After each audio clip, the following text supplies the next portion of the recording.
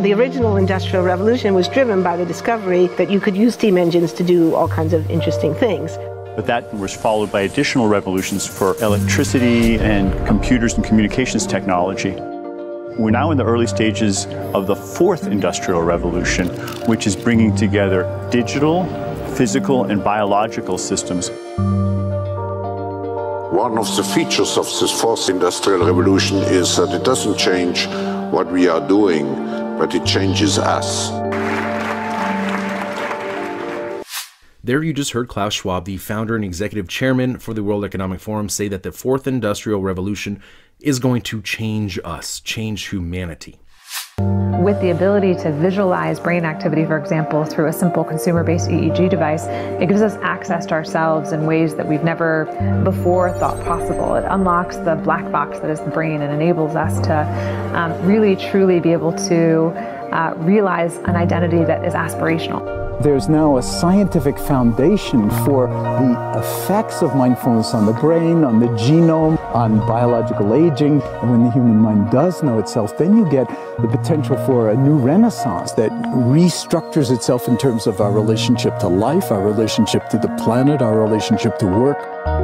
We need a different economic model.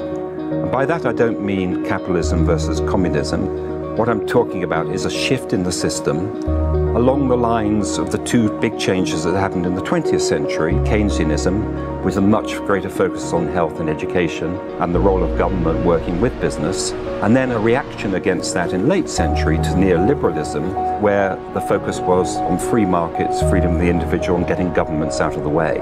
We need a shift to a new system that will allow us to meet the basic needs of every human on the planet, that will live within planetary means, that will be fairer, and that will be focused as its key goal, not on growth per se, but on maximizing human well-being. And history tells us that a values shift is triggered by creation of a new story about how we want to live.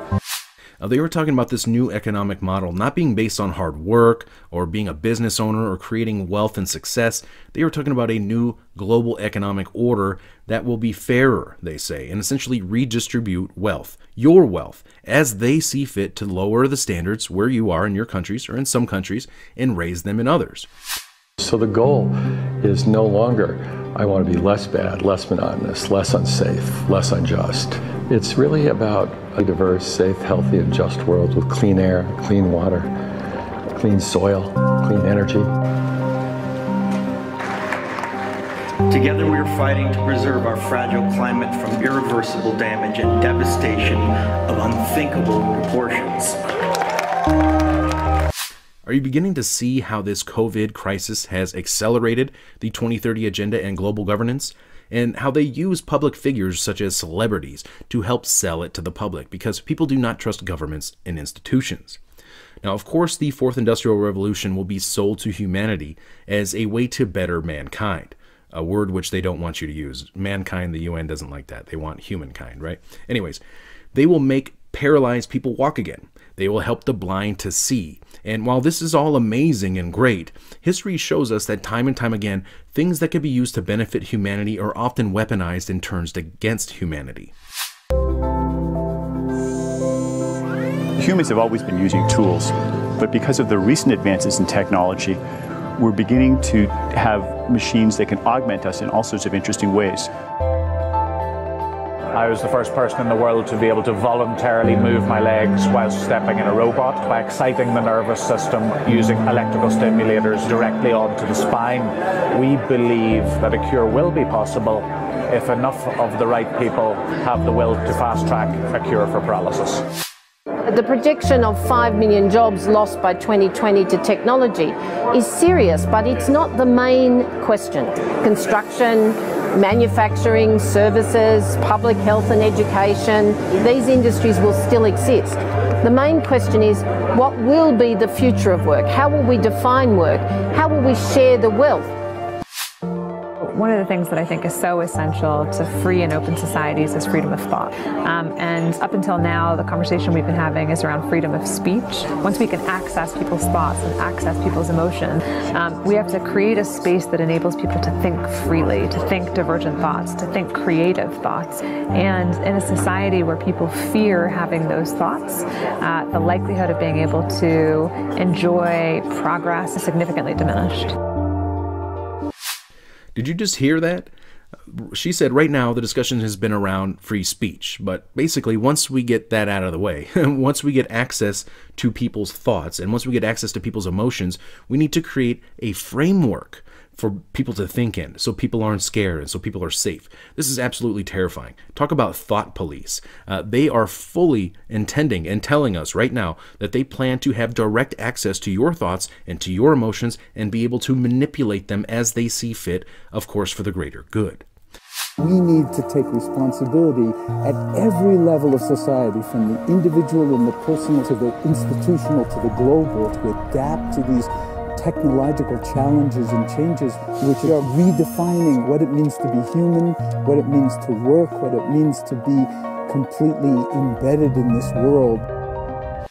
This is not about saving the planet. This is not about equality. This is about control. Many of the jobs will be taken by robots, so they will redefine work and what it means to work.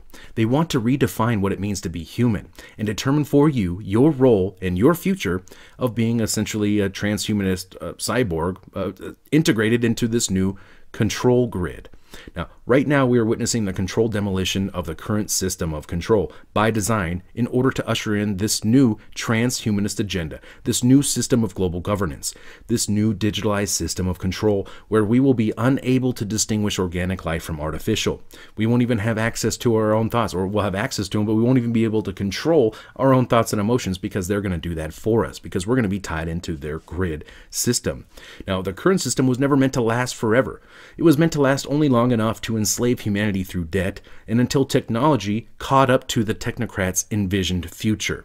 And now it's here.